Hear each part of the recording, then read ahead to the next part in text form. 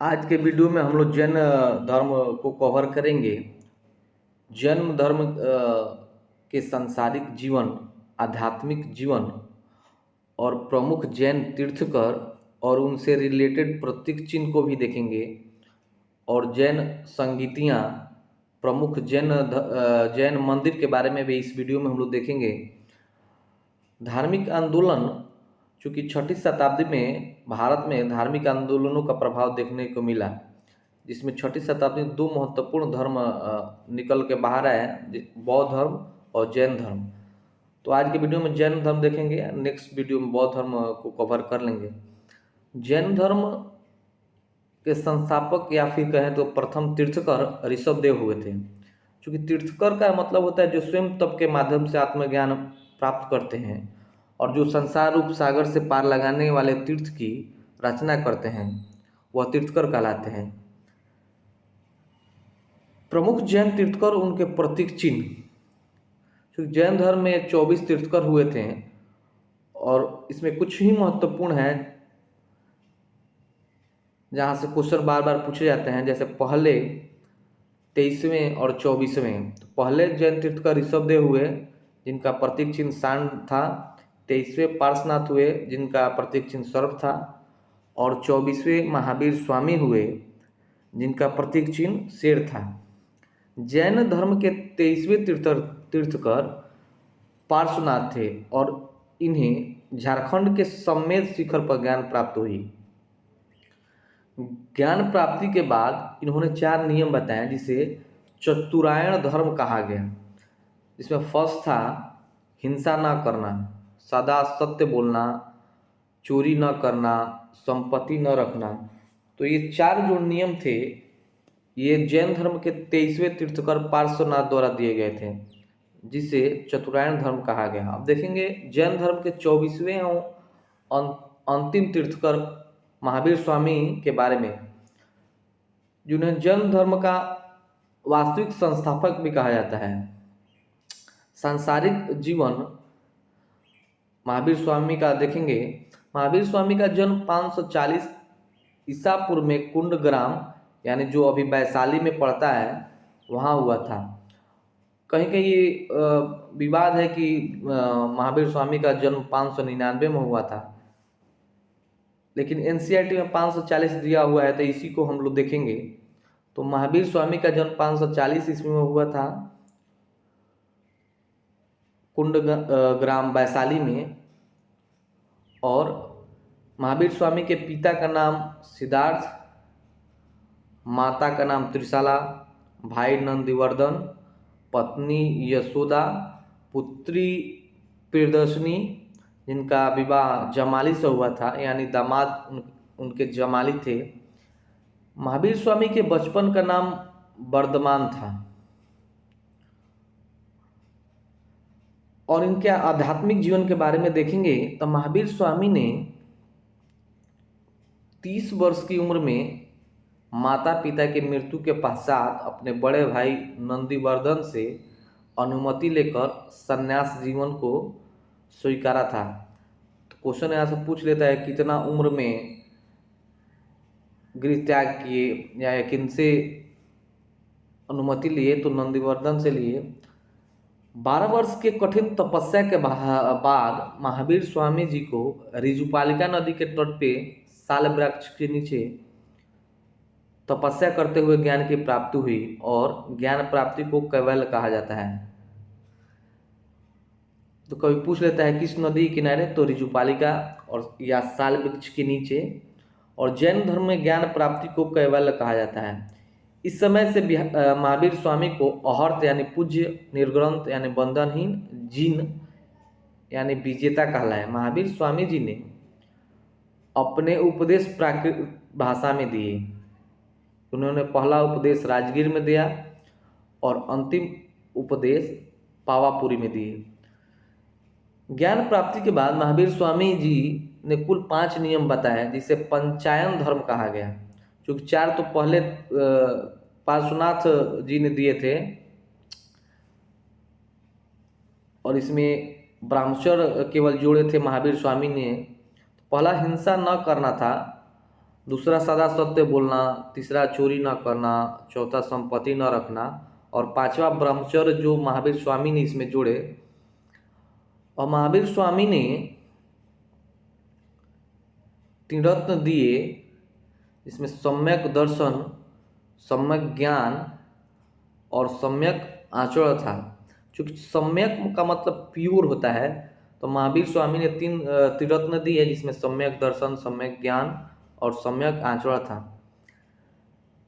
जैन धर्म में ईश्वर की मान्यता नहीं है। जैन धर्म में आत्मा की मान्यता है। तो कभी कभी क्वेश्चन पूछ लेता है कि जैन धर्म में ईश्वर की मान्यता है या नहीं है, या पूछ लेगा कि जैन धर्म में आत्मा की मान्यता है या नहीं है। तो आत्मा की मान्यता है। महावीर स्वामी भी पुनर्जन्म और कर्मकांड में विश्वास करते थे। 72 वर्ष की आयु में महावीर स्वामी की मृत्यु 468 ईसा पूर्व बिहार राज्य के पावापुरी में हुई। नेक्स्ट देखेंगे, महावीर स्वामी के 2 प्रमुख अनुयायी हुए, जिसमें फर्स्ट स्थूलभद्र, दूसरे भद्रबाहु थे। स्थूलभद्र द्वारा श्वेतांबर यानी श्वेत वस्त्र धारण करने वाला, और भद्रबाहु द्वारा दिगंबर यानी नग्न रहने वाले 2 भागों में बटा। तो श्वेत वस्त्र धारण करने वाले को श्वेतांबर और नग्न रहने वाले को दिगंबर। मौर्य काल में 12 वर्ष का भीषण अकाल पड़ा, जिसके कारण भद्रबाहु अपने अनुयायियों के साथ दक्षिण भारत में कर्नाटक चले गए, और उनके साथ चंद्रगुप्त मौर्य भी आए थे, जिन्होंने कर्नाटक के श्रवणबेलगोला में संलेखना विधि के द्वारा अपना प्राण त्याग दिए।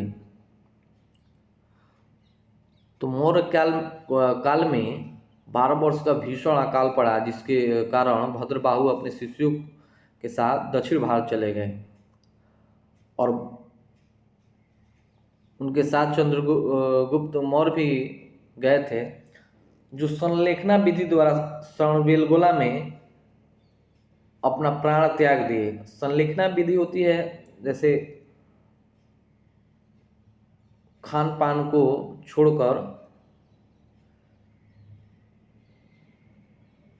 प्राण त्याग देना। तो इसी विधि द्वारा चंद्रगुप्त मौर्य ने कर्नाटक में अपना प्राण त्याग दिए थे। जैन धर्म के प्रचार के लिए 2 संगीतियाँ हुई। इसमें प्रथम था 300 ईसा पूर्व हुआ, पाटलिपुत्र में स्थूलभद्र द्वारा कराया गया था, और दूसरा 6ठी शताब्दी में बल्लवी गुजरात में हुआ था, जो क्षमा श्रवण ने कराया था। क्योंकि जैन धर्म में काफ़ी ज़्यादा संगीतियाँ नहीं हुई हैं, और दोनों संगीतियों के बीच काफ़ी डिफरेंस है।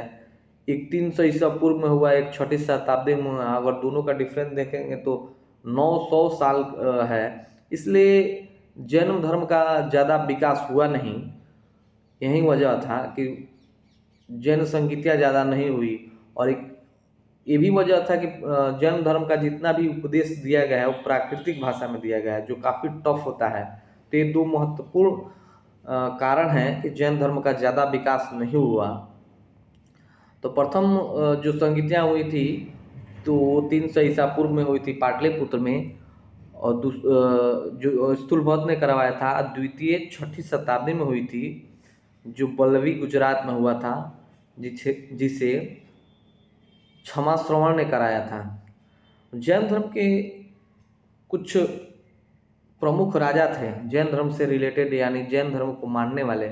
इसमें उदयन, बंद राजा चंद्रगुप्त मौर्य, कलिंग नरेश खारवेल, राष्ट्रकूट राजा अमोघ वर्ष, चंदेल शासक। इसमें चंद्रगुप्त मौर्य, उदयन, ये काफ़ी महत्वपूर्ण है। नेक्स्ट देखते हैं प्रमुख जैन मंदिर के बारे में। तो मौर्य काल में मथुरा जैन धर्म का प्रमुख केंद्र था। मथुरा मौर्य काल में जैन धर्म का प्रमुख केंद्र था। मथुरा कला का संबंध जैन धर्म से है, यानी मथुरा कला जैन धर्म से रिलेटेड है। कभी कभी क्वेश्चन पूछ लेगा कि मथुरा कला किस धर्म से रिलेटेड है, तो जैन धर्म से। कर्नाटक के चामुंड शासकों ने स्वर्णबेलगोला में विशाल बाहुबली की मूर्ति यानी गोमतेश्वर की मूर्ति का निर्माण करवाया था। तो क्वेश्चन पूछ सकता है कि कौन से शासकों ने करवाया था गोमतेश्वर मूर्ति का, तो चामुंड शासकों ने बाहुबली मूर्ति यानी गोमतेश्वर मूर्ति का निर्माण कराया था। तीसरा देखते हैं, मध्य प्रदेश में चंदेल शासकों ने खजुराहो में जैन मंदिर का निर्माण करवाया था। तो ये तो बहुत बार क्वेश्चन पूछा जाता है, खजुराहो के जैन मंदिर का निर्माण किसने कराया, तो चंदेल शासकों ने। चौथा है, राजस्थान के माउंट आबू में दिलवाड़ा के जो जैन मंदिर है वो भी काफ़ी महत्वपूर्ण है। तो दिलवाड़ा का जैन मंदिर राजस्थान में है,